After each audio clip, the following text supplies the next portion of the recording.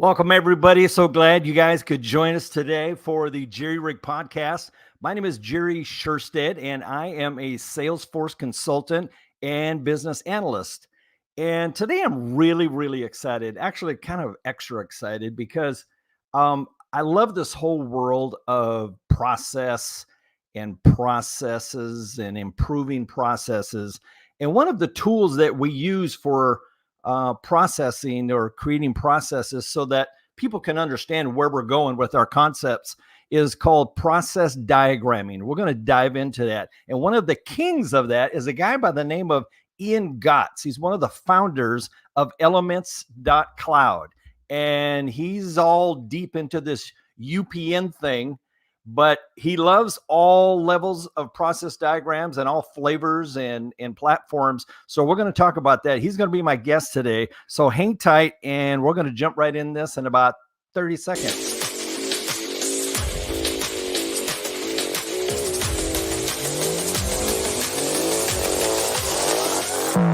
Yeah.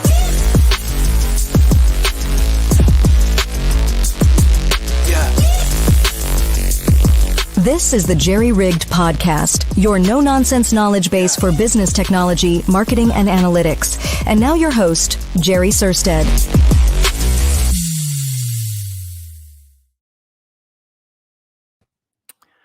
So it's just another boring Tuesday, and we're going to try to spice things up a little bit. I got my buddy here, Ian Gotts. How's it going, Ian? Hey, pretty good. Thanks for inviting me. Yeah, no problem.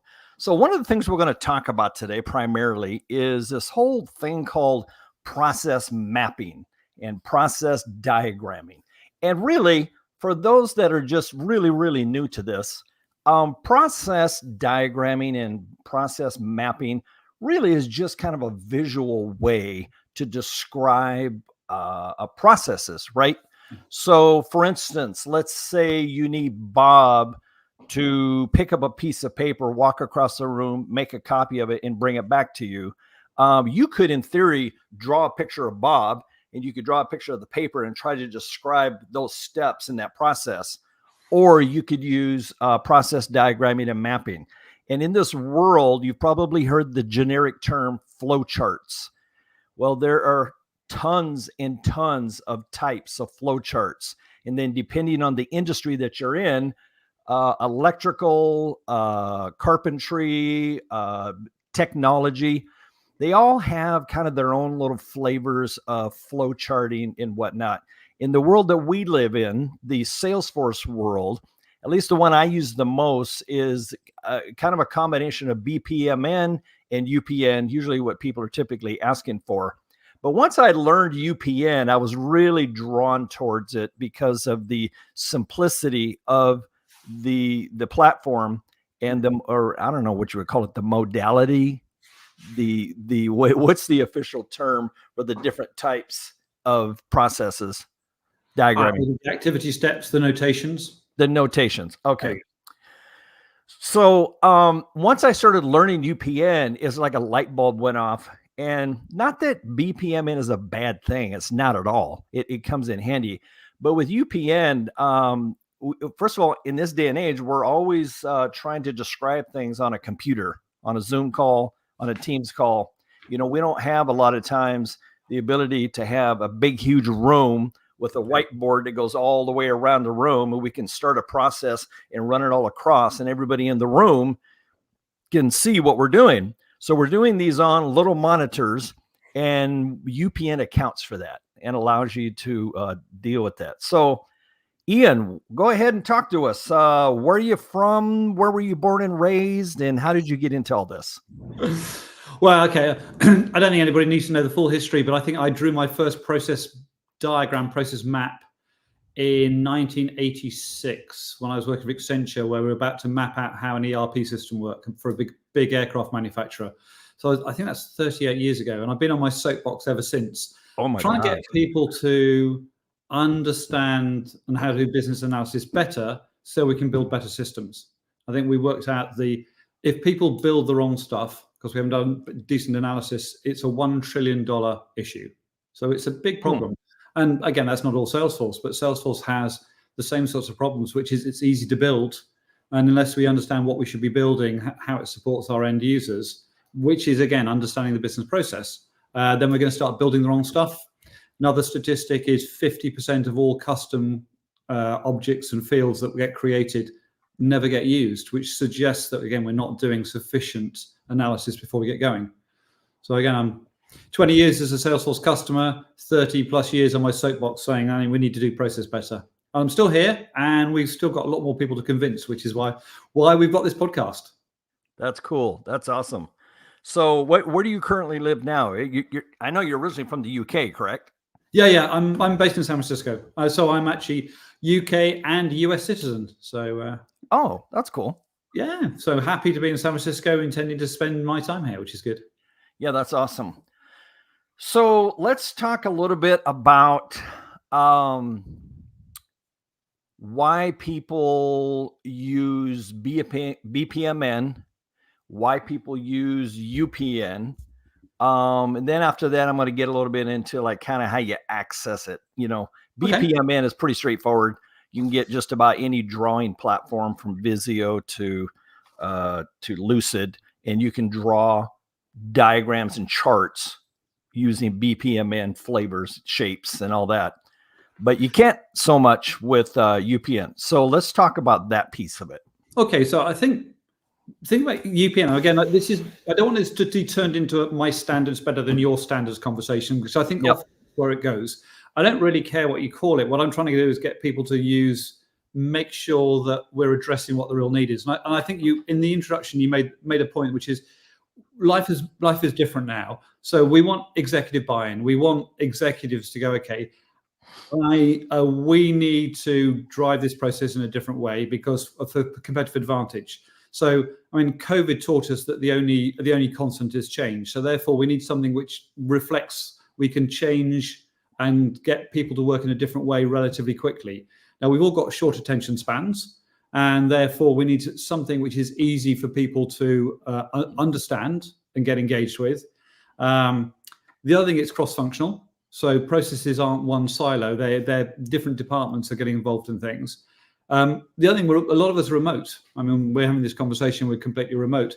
Teams are remote, which means, as you said, we need a format or a style of mapping which is engaging, quick and easy to use, visible on one screen, but also manages to cover quite a wide scope of process. It could be everything from quote to cash. So how do we get all that on one screen, but still get enough level of detail to actually, so people understand what they need to do?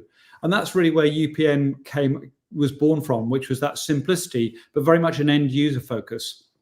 And I think most people think about flow charting. Some people think about BPMN. BPMN came probably more out of a more technical world. So it's got 300 different symbols, and all those different shapes mean something different because it was trying to almost build pseudocode.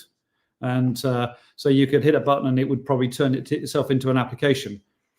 I think with the advent of things like low code, or certainly if you're in the Salesforce space where you've got Flow, you've got Apex, which is a bit of programming, but with Flow you can do a lot. We don't need to draw a diagram that's really complicated, then hit a button and create code. Actually, the real need in the Salesforce world is how do I get, RevOps, how do I get my sales leaders engaged in what the correct sales process is? How do I make sure the RevOps team are relating to the sales team? So it's more around communication and understanding, which is why I think the simpler approach is working. I think that just to finish with one point, this is not brand new. I mean, I wrote a book. Here we go. I've got it here. Common Approach, Uncommon Results. That was 2004. We wrote that. That was basically talking about the principles of UPN. And we've got a ton of customers from the company I ran then at a very senior level. Like, it's the global standard at Nestle. It's the global standard at Chevron. So this is not a funny little thing that someone's been talking about for the last few years. This is 20 years old. And the history probably goes all the way back to the 1960s in terms of F0. That kind of surprised me as well. Just from my own process going through, I first learned, like in high school, I learned how to flow chart, and you learn all the basics about, the diamond and what it's used for and the box and all these different shapes. After a while, you kind of start remembering. And then when I started kind of flowing in, get it, flowing into BPMN, I started learning that, and then I realized, oh my God, there's a lot of shapes here. I'm never going to remember all these. So you tend to lean in with about, I don't know, 6, 7, 8 different shapes that you kind of tend to use all the time. And then I started getting into swim lanes and resources. And at a certain level, I don't know, it just seemed like it never quite fully clicked with me. And I know Okay. it's not that complicated, but I would look at these swim lanes and my head would just kind of spin going, okay, if this happens, then I got to go down to Bob. Then I got to go back up to Susie. And then I remember I started diving in one day, and I can't remember why I did, but I heard of this thing called UPN. Actually, I think I saw it on Trailhead, and I started diving into it. I'm like, what is this? And I think the part that really kind of had me spinning around for a while was because I went back to Lucid, and I'm going, where is the UPN shapes in here? They got BPMN and they got a bajillion different Yeah. different processes and shapes and whatnot. Where is UPN? So I left that. Then I just kept researching UPN. Why do I keep seeing this company called Cloud Elements.cloud? Then I would go to the website and it's like, okay, that doesn't make sense. I can't draw anything with that. It wasn't like clear to me. Then I would go back to Lucid and I was just bouncing. Then I'm like, okay, I'm going to have to deep dive in this because this process seems so simple. This fits with how I think. So then once I learned to set up an account with elements.cloud, then you get a free little area where you can go in and create in practice and play around with UPN processes. Now that I've done it, it's just like, oh man, like it's like the heavens opened up. And it's not, a BPMN bad. BPMN is just a different way to do it. And if you're creating processes, that's the main thing. But you can take UPN and you can do other stuff with it besides just look at a picture. Yeah, and so let me why don't I share a screen and let's just so we go look through just a few what we're talking about. So, and that's a UPN diagram. So if you can throw it up on the screen for me, there we go.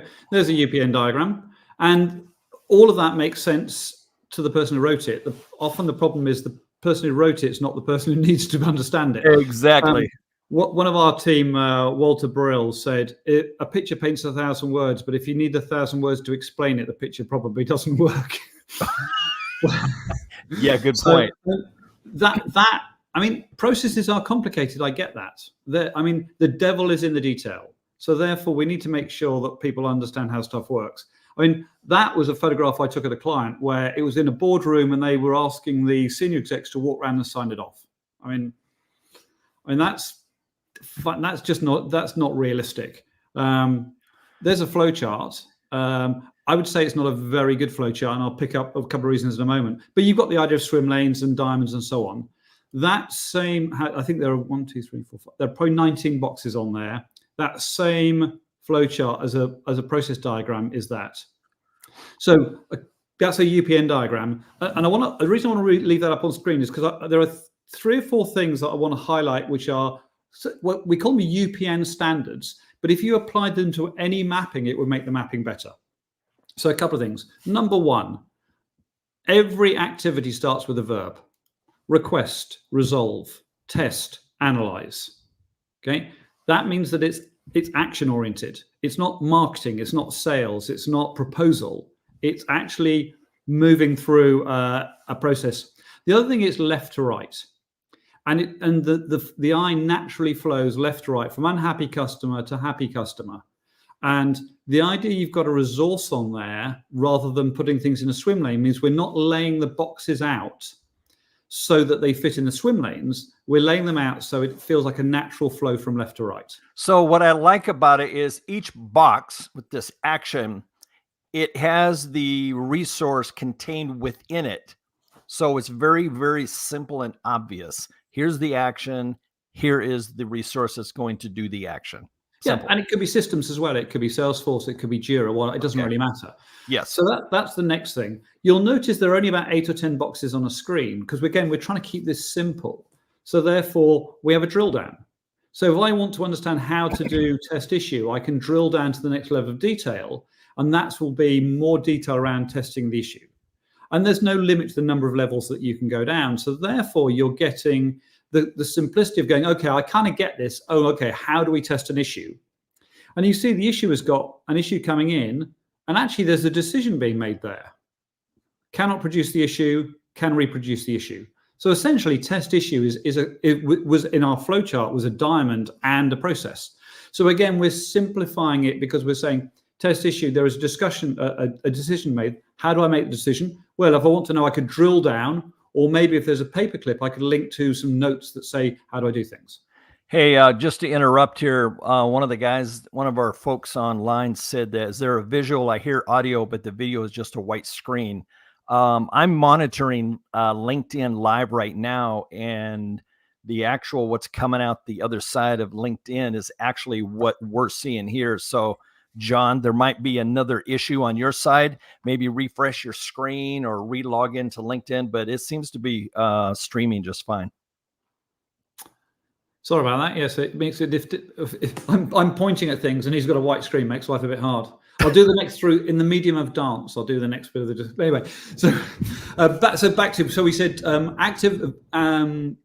activity boxes start with a verb. You've got a resource on the bottom, so we don't have to put boxes on swim lanes in certain places. A quick side note: if you've got a box that actually has 3 different resources on it, so how do you put it on all 3 swim lanes? I mean, it gets quite complicated trying to put things on swim lanes, and you spend more time trying to worry about laying it out so it works for the notation than it actually does works for the person who's reading it. But with UPN, you have your box, and that particular step is associated with your resources because they're right there. And the other piece that I appreciate so much is if you're using BPMN, you got to run it around the room, but we're on a computer monitor, so you can't. So instead of being stretched out across, 15 different computer monitors, they're stacked. They're like pieces of paper stacked on top of each other. Yeah. Each of the steps. So one of the clients I can think of had 10,000 diagrams in their process map. Oh my God. On a BPMN? No, these were all UPN diagrams. Oh, okay. So they had how many layers of drill downs did they have? Probably some areas went down 5 or 6 levels, but it was an investment bank. It was a bank. So they had retail banking, investment banking, wealth management. But again, you need to get highly regulated organizations. You need to get right down to, how do I issue a credit card? What are the detailed steps? What are the, how do I issue a checkbook if you're in the US? So those are very detailed. How do I do anti-money laundering? They're very detailed steps. So you're getting from the top level, which is called onboarding customer, and you may go down 4 or 5 levels. And what's really interesting about the hierarchy, and again, I'm sidetracking a bit, and I'll come back to the standard in a moment, is the top level is really important because the top level is setting the overall way the company thinks about themselves. So we are going to design product, make product, sell product, support products, or we'll think about it. So that top level really drives the intent of the business. Those intermediate levels really is how I get from that top level intent down to the people doing the work. So if step 1 is market product and step 2 is sell product on this high level, then in theory, and I'm just kind of confirming what you're saying or trying to make sure I understand, you could click on market product, and then it would be a second set of steps that shows all the top level steps for marketing the product. Then you could click on those and go deeper and then get more detail. Correct. Okay. Until you get down to the very bottom level in market product, which is, how do I run a podcast? This is how you sign up. This is the script. This is so it can be quite granular. So at the highest level, we're setting the overall approach. On the lowest level, we've actually got the detailed activities. It's almost the training manual, the instructions. And what's interesting about the drill down approach, and if we just look at this box called test issue, let's pick this one, resolve technical support request. The next level down underneath resolve technical support request must have non-sales issue coming in, new issue coming out, and issue resolved coming out. So what's happening is that we're naturally setting the scope for the lower level based on the inputs of the high level. So you've got some congruency between the very top and the bottom. We don't have, the way I used to describe it is, if you've just got a bunch of diagrams you've done at the lower levels, you've got a bunch of jigsaw pieces and you don't have a picture of the box or how it gets assembled. Here, it gets assembled all the way down. So you know that all the lower level activities have to be driving the highest level activity, the highest level process. That makes sense. Yeah. And, the thing is, I don't know, to me, it just feels like, given the fact that while remote is not quite as big a thing as it was during COVID, remote is not going away completely. It's going to be here forever. So given that fact that you have teams in different parts of the world that have to collaborate, to me, when it comes to process mapping, especially a large, complicated one, you're kind of sort of relegated a little bit to UPN. Well, you say remote. I mean, it doesn't have to be remote.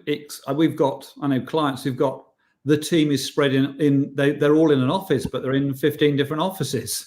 So they are naturally distributed, but they're not working from home necessarily, but they are working in offices. So again, you've still got the same problem, which is organizations wanting to cross collaboration to make sure process works. So I guess BPMN, you can also drill down according to Manir. Yeah, you can. He loves UPN. So can you drill down using Lucidchart? Well, okay. You think of it as a drawing notation. You could say, using any diagramming tool, okay, box 7 has got a lower level box. So there's another diagram somewhere on the hard drive, which is box 7. So it's you just like a link. It's like a website. With a diagramming tool is you end up with lots and lots of diagrams and then managing all of those. So the first one is, where can I find them? But the next one is managing version control of all of this. So if I've signed off the top level, what happens to the lower levels? So there are a few applications around, ourselves, Score, Aris, that actually are able to manage hierarchies of diagrams. Now you can do it. You can do anything. You could do UPN on a piece of paper. It's just the difficulty of managing all of that and managing the hierarchies. Well, and it's not unlike a website. It's just links to other areas. Yeah.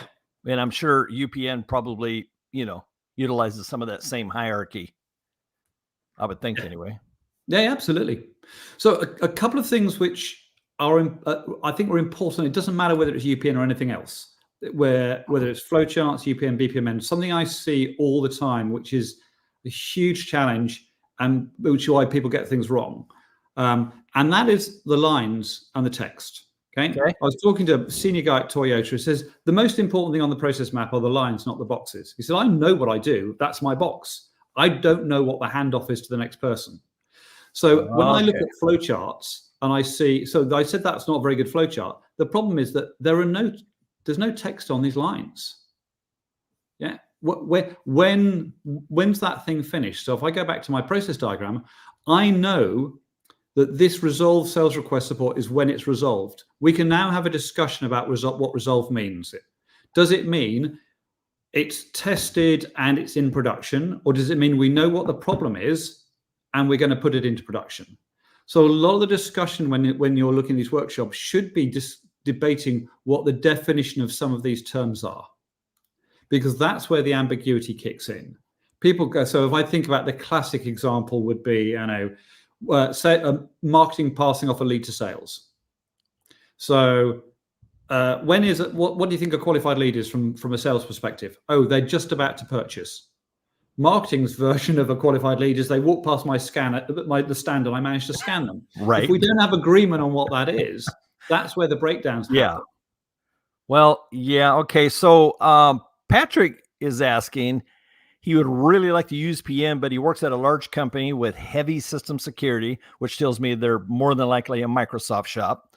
Yep. And he only has access to Visio. And so he's saying that it doesn't support UPN.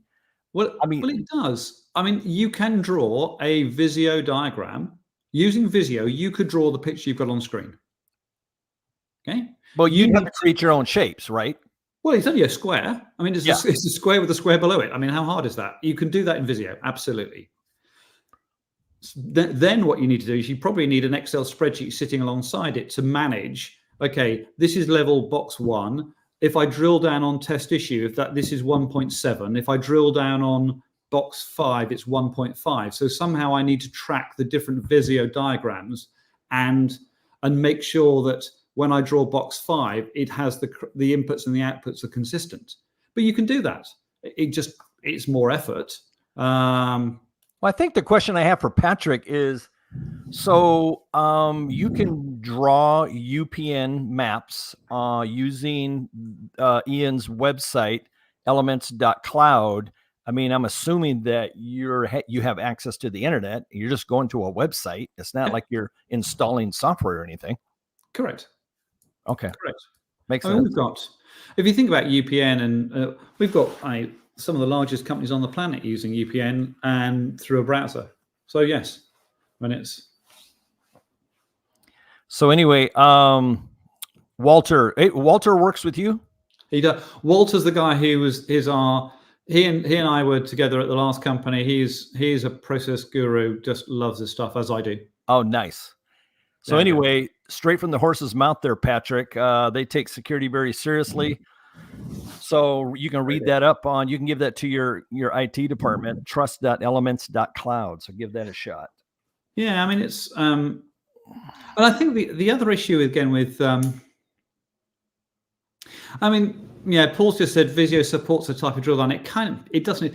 Okay, the concept of a drill down is that you can connect diagrams, and you can absolutely you could create two diagrams, and you could create an HTML link between them, or a URL link between them, I guess. The issue, and again, this is not about tools. I don't want to get into that, but the point is, it's how I'm trying to get people to do a better job of mapping processes, and then make it easy to manage. So the other interesting thing is, the last company we set up was in 1997. There are customers who are using that product and have mapped processes. Those process diagrams are still being used 24 years later. Now, it won't be the same diagram. It'll probably be version 68 of a particular diagram, but that one set of diagrams, this is the operations manual. It's not something you create, go, I'm happy with that, right, I'll throw it away and build the application.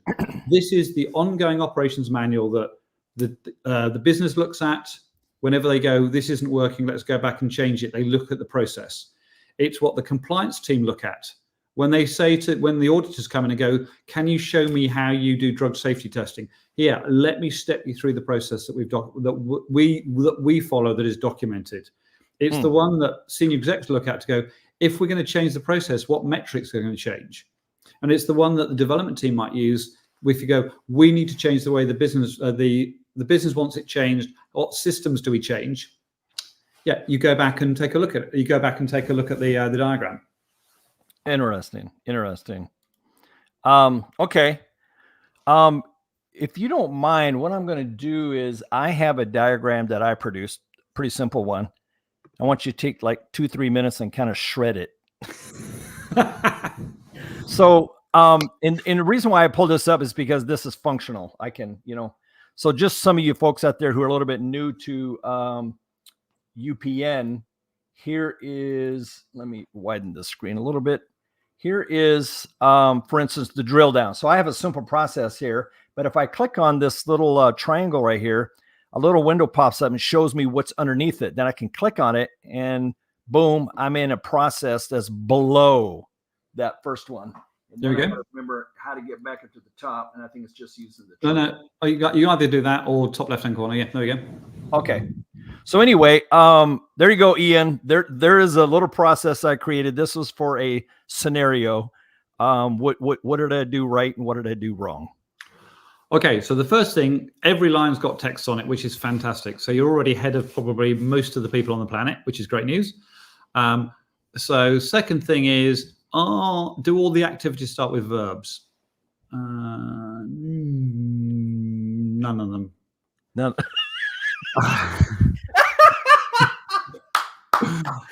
Oh my God, they got to start with a verb.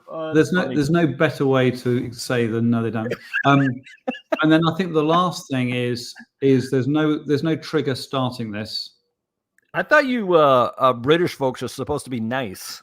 I am. I'm being nice. I'm being polite. I'm just teasing. No and verbs. then Okay. Always I have think- verbs. okay, So number one's verbs. Number two would be, what triggers this, and I know you've got the input. The customer submits the case, and you've got a manual system update. I think the other one is, no, this will work. That's fine. Yeah. So And the I think first the other one, thing is the ahead. measure of is this good is not me going, I give you 8 out of 10. Is does the customer in this case, or whoever do they understand what's meant to be happening, and are they then able to collaborate, contribute, go, actually we need to change this. We had a problem with a customer. Let's go back to the process and work out what bit broke down so we can go and fix it. Because that's the purpose of this. It's not an intellectual exercise. It's a practical exercise on, are customers engaged, and do they understand how it's meant to work? So this first one, customer submits case email. Yeah. How would you have worded that? No, that's fine. Okay. It's there. It's like, so it's that one, not manual logging of requests, which is passive, which is log request. And then where are you going to log? Oh, you're logging a request in the spreadsheet, which is great. So that's log request manually. Next one is manual assigned via email. Manual assigned via email. Well, that's fine. But then you've got received in CSR email inbox. Well, that's not a process. That's a state, isn't it? It's received. What are you doing then? So that should have been said what? I don't know. Well, back to, I'm the analyst here. Tell me what's happening. You've logged a request. It's now gone somewhere. Presumably you're making a decision about where you send it. Yep. Yeah. Decide on routing. Oh, received. It should have just been sent to CSR email inbox. Well, no, that's supposed to be sent is a state. You have sent it. What's the action? What are you doing? So you've logged the request. You've got it somewhere. So actually the text on the line is received in CSR inbox. Yep. The activity is then assign and route, because then you're deciding what to do with it. Okay. So I'm stating something that happened before what I should be stating. Yeah, what the activity box, you're often putting what's on the line. So that each activity box is, okay, what's the CSR doing now? Are they logging it? Are they routing it? Are they deleting it? Are they responding to it? And there might be some feedback which goes back, it's received, and actually the customer, we don't understand it. So so the other thing that happens here is you do the happy path. This is what happens if it all works. That's the happy path. But then you've got the path, which is, okay, well, when it doesn't go well, okay, the customer gave us gibberish. So we need to go back to the customer and request more information. So that may be a line between two back to the box with the picture. Okay, cool. Well, one of the things I did, I don't know if this is right or wrong, but, I was creating a current state and a future proposed state. And then I just put a little link down here. And it's like, there you go. Now we got the future state. So we'll get off that before you shrink me again. No, but again, that's okay. So let me just pick up a point on this, which is there are two ways to drive change. There is small iterative change where you would use the versioning inside Elements to do that, or whatever tool you're using, where you go, this is the one that's signed off, and then the draft is slightly different and slightly different. If the difference between current state and future state is massive, as this is, absolutely have two different diagrams, because then you can work out what the change management issues are. But if the future state was, what we just need to do slightly better on our approval process, the way to do the future state would be probably sign this one off, and then in the diagram enables you to have a draft, so you can then start commenting and suggest working on the draft version. And then when you're happy, you then go, let's move this through to being the signed off version. Okay. That makes sense. All right. Let's go back to share out the one on your end again. Well, yeah, of course.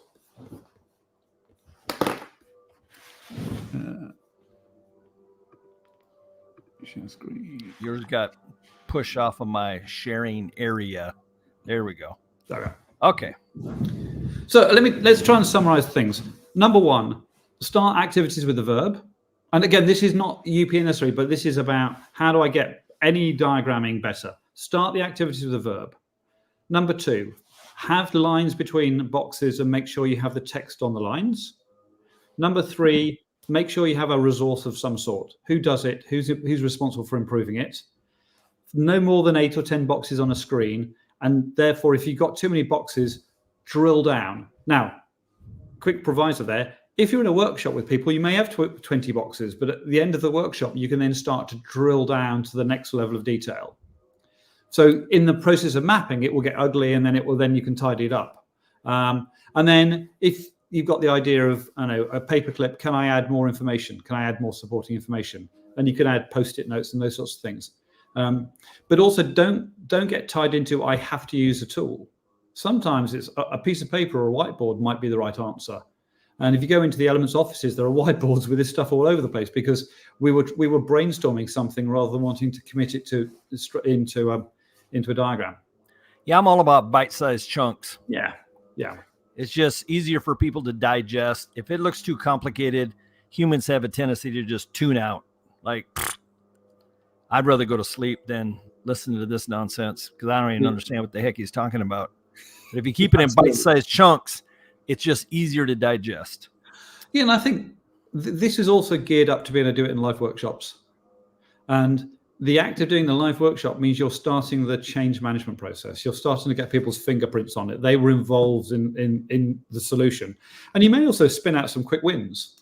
I mean, I was doing a very senior level workshop for a large construction firm around something called EPC, Engineering, Procurement, Construction. And engineering work, you're designing a port, you're designing a railway system, you're designing something big. So the engineering piece is huge. Then they go on site, which is construction, and then procurement is actually buying all the stuff to get you to build it. And the handoff between engineering and construction is, for some places, you need to, in their world, you need to have an evacuation plan, because they're probably building, I know, a railway line through the Amazon. So actually, there's some important things from a compliance perspective. Going through the workshop, and I had all senior VPs of all the different departments there, and they went, oh, no, well, we kind of don't do that. Yeah, we get that done, but at some point. The head of compliance was going, la, la, la, la, la. If you say that again, I'm going to report us and we all go to prison. We must have that in place. And one of the guys came up to me afterwards and said, I've been in the company 30 years. I've never had a conversation where we've really understood how the whole business worked. And that diagram brought it all out. Suddenly the handoffs were obvious. Suddenly I understood what we were meant to be doing. He said it was the most valuable day I spent in 30 years in the company, which is a kind of sad indictment in terms of the way they're organized. But the point is, this is getting this in a diagram where even VPs, they can all have a conversation and understand it, is really valuable. Because if the top level of the company isn't pointing in the right direction, down at the lower levels of the organization, no one stands a chance. So it's really all about that. I can't tell you how many companies I've either interfaced with, worked for, did business with, and you're going through some processes of some sort, and the employees are kind of arguing over what's supposed to happen. And my brain always goes to, wait a sec, you guys have been in existence for 32 years. You guys haven't ironed these little things out yet? Like, what? I don't get it. Well, okay, but you've also got to bear in mind it's very binary. I mean, I've got a session tomorrow at the military summit where I'm presenting with Sierra Skiles, and one of the first conversations is that people either get process or don't. It's binary. You're either a process person like me and Walter and you and others, or you don't get it. And anyone who's in a highly regulated industry understands process, because they've got to write it down or you get fined. I mean, the fines for the FDA, for the pharmaceutical companies, get into the billions of dollars. So anyone who's in food, pharma, oil and gas, construction, financial services, they get processed because it's highly regulated. Every other industry, they may or may not. And it's down then to the leaders in that organization. If they get processed, then the organization is process oriented. If they don't get processed, and it doesn't mean it's bad.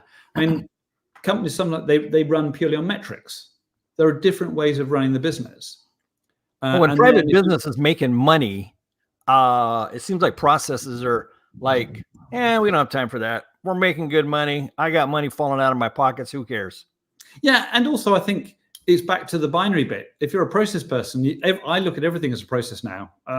And I always have done. If you're a non-process person, or you're all into the metrics, it doesn't matter how the job gets done. It's into heroics. What happens is that's the senior level motion. Oh, we're a metrics-driven business. When you get down to the lowest level of the organization and someone's saying, how do I process this? The answer is, well, nothing's written down. And you go, well, why don't you write it down? And what happens is the person in those teams going, we're going to document the process. So they then get their manager to go, we'd like you to review this and check we're okay. And at some point it hits the senior people going, why are you doing process? I don't understand that. What's the point of that? And therefore they never get the buy-in for doing this. Senior people go, we shouldn't be doing, why are you wasting time drawing all those silly diagrams that no one's ever going to look at? Because they will never look at them. So it's quite hard if the company you're in doesn't have a process focus and you're that process person. My advice is go and find another company. I see employees all the time complaining, I don't know what I'm supposed to do. No one has told me. I haven't been onboarded. I haven't been trained. I don't know what the process is.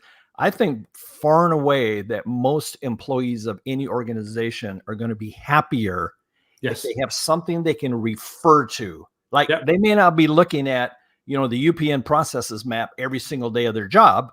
But if they need to go to something going, I want to make sure I'm doing this right, they can open that up and see it. But it's tough. Well, if I look at the screen here, let me present the screen. All right. Yeah, you're there. There you go. Okay. Look at that. There's a process diagram embedded inside Salesforce. Yes.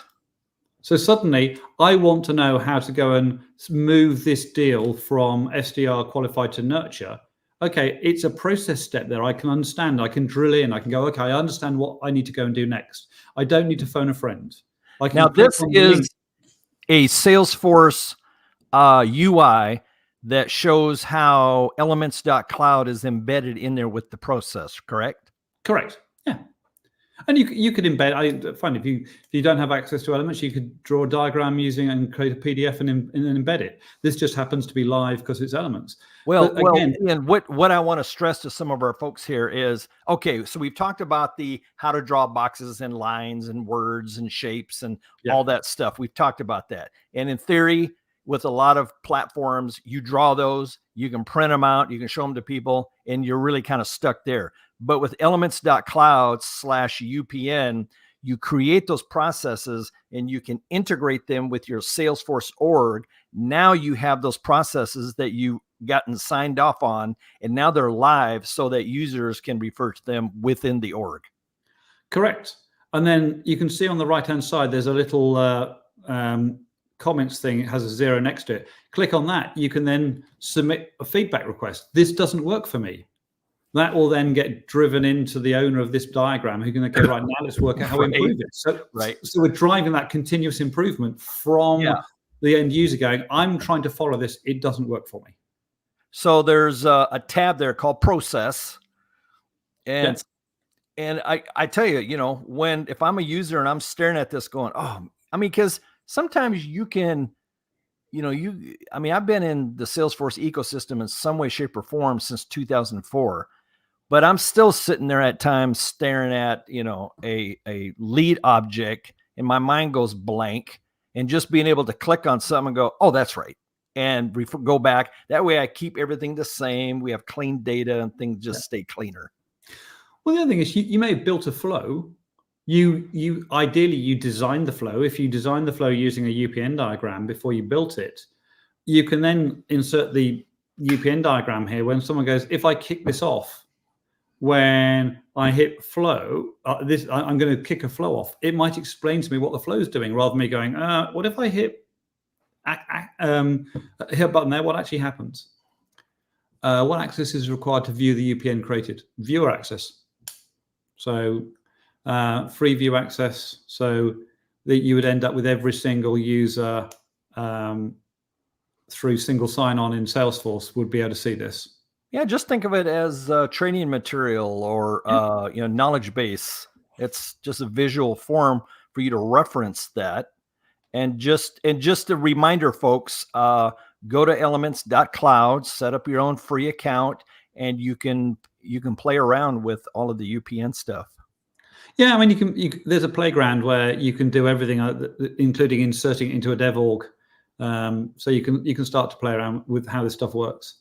I mean, you can insert it into a dev org as well with the free account. The playground is a full working copy. It's just for a single user. So it's designed so you can do just that. So I mean, think about the BA certification that Salesforce has incorporated.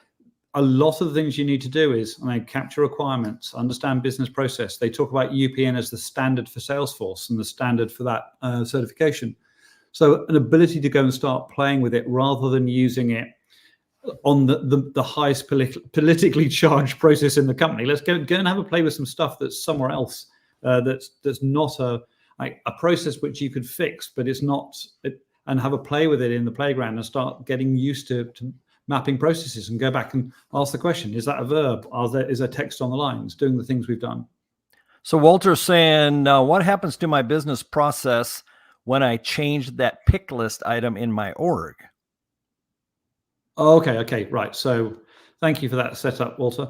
So the other thing you can do, because you can link a process step to a requirement or a user story, you can also link it to metadata in your Salesforce org in the metadata dictionary. So you could say, this particular is linked to the lead object, this is linked to this flow, this is linked to whatever the metadata is. That means that when you're thinking about looking in the metadata dictionary going, I'm about to go and change this flow, what processes is it impacting?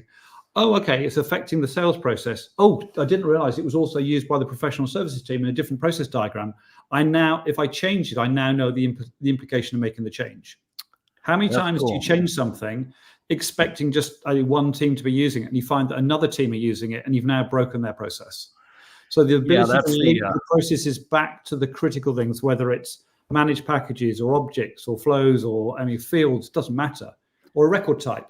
Suddenly you can relate this stuff back. So you can look in one direction going that way, going, I'm on the process, what needs to change? Or I'm in the metadata changing it, going, which processes am I going to break?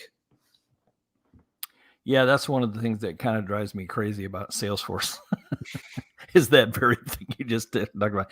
It seems like even when you get into some of their instructions, here I'm going to bash Salesforce just for a quick second.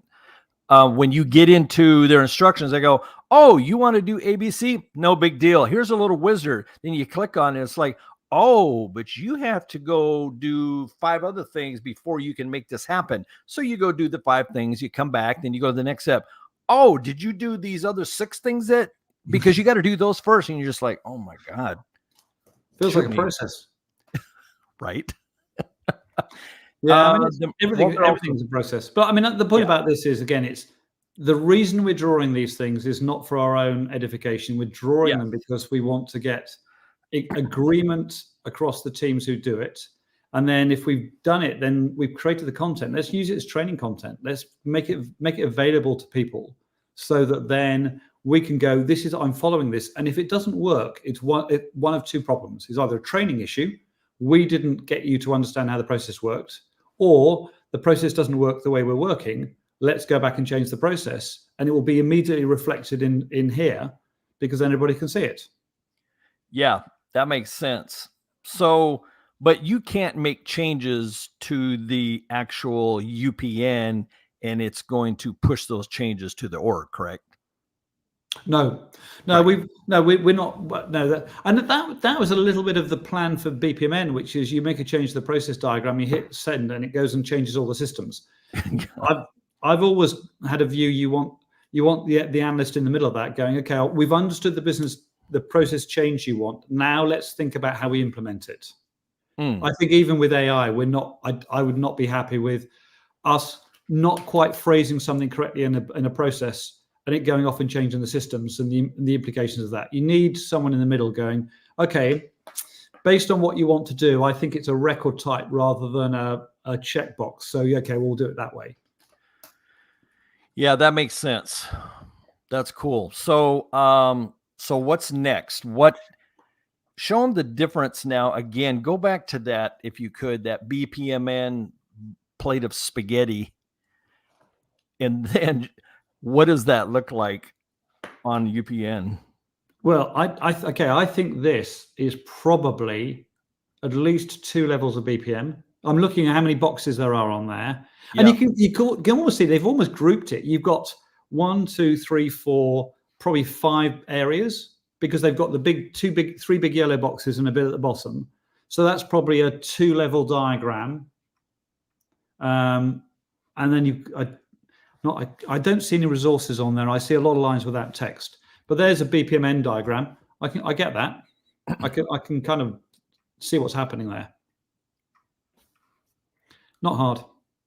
No. I think the interesting thing now is that if we move the game on a bit, a couple of things happen. One is GPT will now draw process diagrams for us.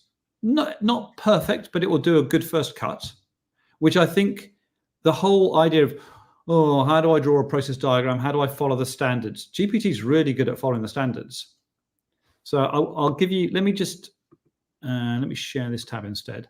Okay, so we happen to be in Elements here, but it says create a new map, and I've given it some instructions from customer raising feedback on a bug, through a website, through IT tracking, into Jira, resolve the issue, make an update, inform the customer. So let's go and let it go away. And it's now going to use GPT to go and draw a process diagram for me. That's interesting. So Now you're logged into elements.cloud. I am, yes.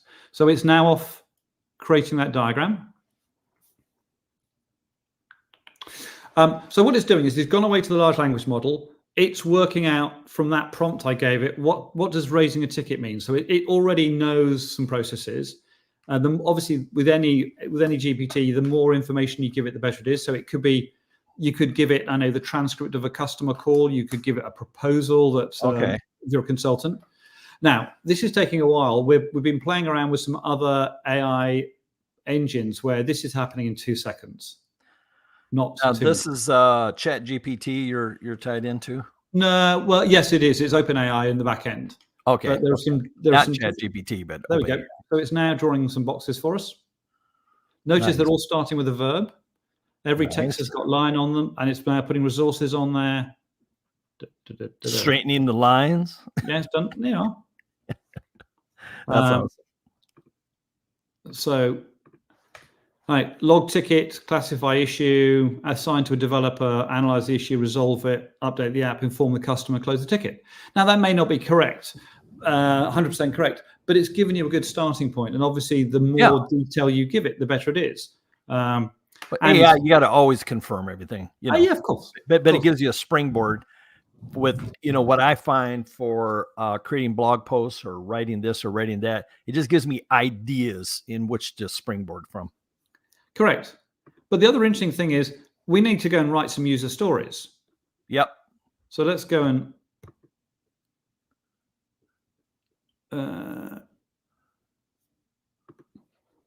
no way. It generates user stories? Out with acceptance criteria. Wow. That's so cool. So again, the reason I wanted to show this was not to show off how clever we are, which we are, but the point is that the quality of the user stories is based on how good the processes are. So it's created a user story for me. Hopefully there it is. So if I roll it, so if I go and edit that one, what it's done is it's gone and created me, share that time. There's the user story as a support analyst. So it's that one box and some acceptance criteria. Now, can you just leave it there, or is that something? I mean, I guess, if your team was not using Jira or something, could you just use this as part of your process? Yeah, of course. Or you can synchronize it with Jira, and you can change this if you're not happy with it. But then what's interesting? So it created one, but you could easily highlight 7 boxes, and it will go and create all the user stories, and it will look at the resources. A resource can be responsible, accountable, supportive, informed, consulted. It will then look at that and go, okay, what? Let's think about the acceptance criteria for each of those resources. And again, we don't like writing processes, but as humans, we really don't like writing user stories, and we're not very good at writing them accurately because we get bored.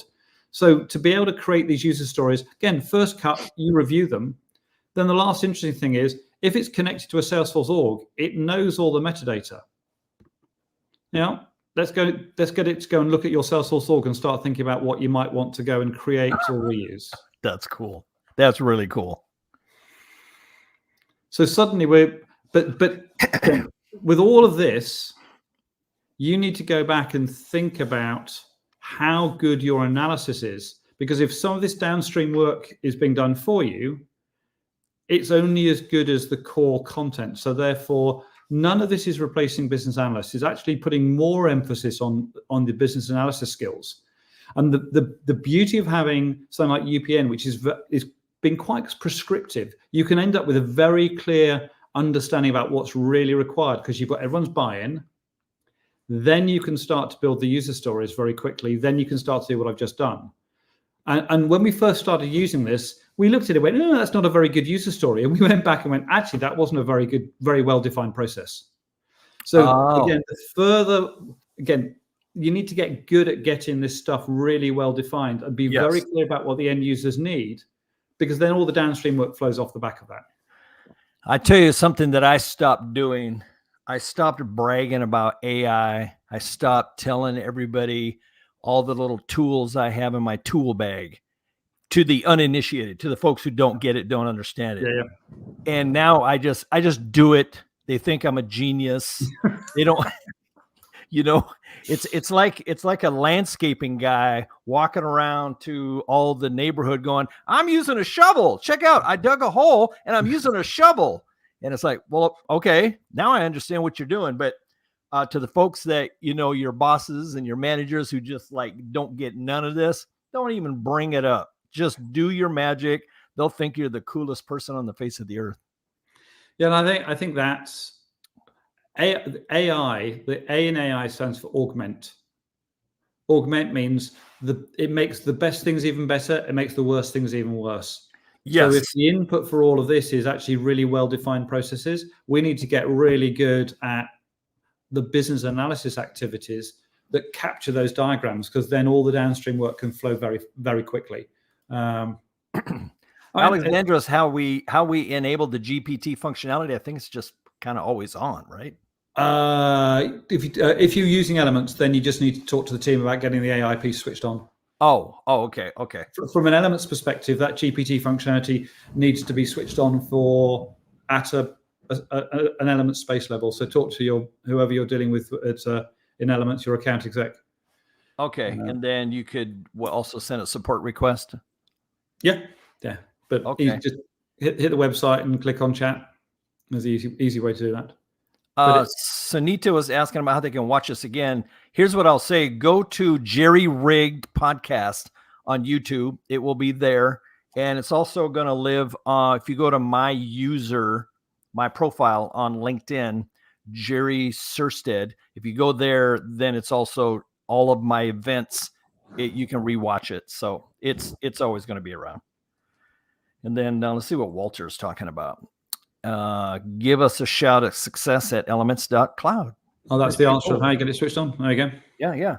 Well, so and again, this is not intended to be talking about a product, but it's trying to encourage people to for those people who've been steeped in flowcharts, or they've got a particular diagramming standard, to take a step back and go, how can they improve whatever they're doing using some of the principles of UPN, or even engaging and using UPN in its entirety. But the point is, the world has moved on. There's some different requirements, and therefore I think we need to start engaging people in a different way. So because you don't want to brag, I'll do it for you.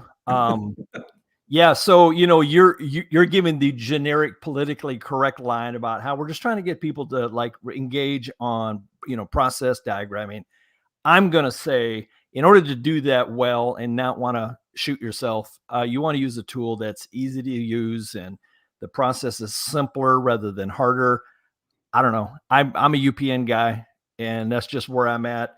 And I think it's if you're in the Salesforce world, the ecosystem, then to me, UPN is the obvious choice. Obvious. And you were a BPMN guy, so it shows that people can change, even old people. Right. Well, it took a while to learn BPMN, and there's parts of it I like it. If I got to whip out something that I'm going to print out and just show to somebody, people can usually follow that. But UPN, I don't know. It's just, to me, it just makes sense. It's easier. Ditch all the swim lanes and all that visual stuff that kind of just makes your head go, what? Especially with folks that don't understand process diagramming. They're looking at like, what are these lane things? Like, what does that mean? You try to explain it, but when it's all contained in a little box, it's like, if I do that, this is who's going to do it, and this is what they're going to use to do it. And it just keeps everything condensed and tied together. Yeah, and the conversation with senior management is way easier. Yes. You can get them to go, okay, this is what we're trying to do. Yes. This is where it's broken. Okay, box 4 is the problem. The resources on box 4 are these 2 people. I need a workshop with those 2 people to resolve this.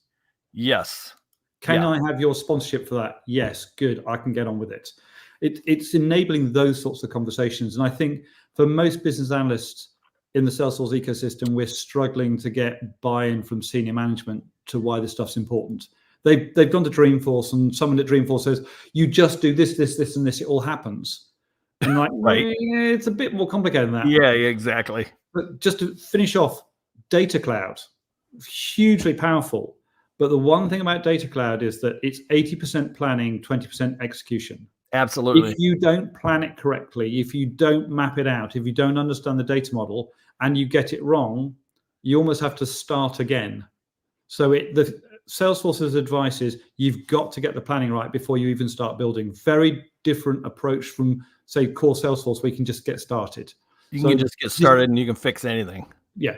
Data Cloud doesn't work like that. So Data Cloud and AI, it's going to force people to actually really drill down on these disciplines. That's great. Well, we're out of time. Our show is typically about an hour, so I try to keep it to an hour because everybody's busy these days. Thank you, Ian. Man, my pleasure. Thank you. Thank you. Really good stuff to think about. Yeah, I really appreciate that. You coming on the show today and helping us to understand this whole process mapping thing. Any final words? Go and practice. Trailhead, Elements Academy. Go and start using the playground. Get good at this. This is business analysis and process mapping is the new superpower. This is a great place to be in terms of your career at the moment. And then going forward, does this thing have legs, or is it going to die out in a couple of years because of AI? No, I think we just said no, absolutely not. No, AI is never going to work out to know how. Talk to people about how stuff's going to change. Right. We all. I started this 38 years ago, and we all went, "Oh, it's going to be dead in 5." No, we're still there. Businesses run on processes. Well, and farmers thought that tractors were going to kill their business, and farmers are still doing okay. Oh yeah, and they got some of the best tractors ever invented. Well, thanks, Ian. My pleasure. Thank you so much, Jerry. I appreciate all the help, and thanks everyone for stopping in to the Jerry Rig podcast. I'm on LinkedIn. You can go to YouTube. We're there. Just search for Jerry Rig Podcast. You can go to my website, jerryrig.me. And if you want to get some training or help, I also do some of that as well. Just ping me on LinkedIn. Take care, everybody. Have an awesome day. The Jerry Rigged Podcast. Don't forget to subscribe on Apple, Spotify, or Google. Business technology for CEOs, managers, and business owners.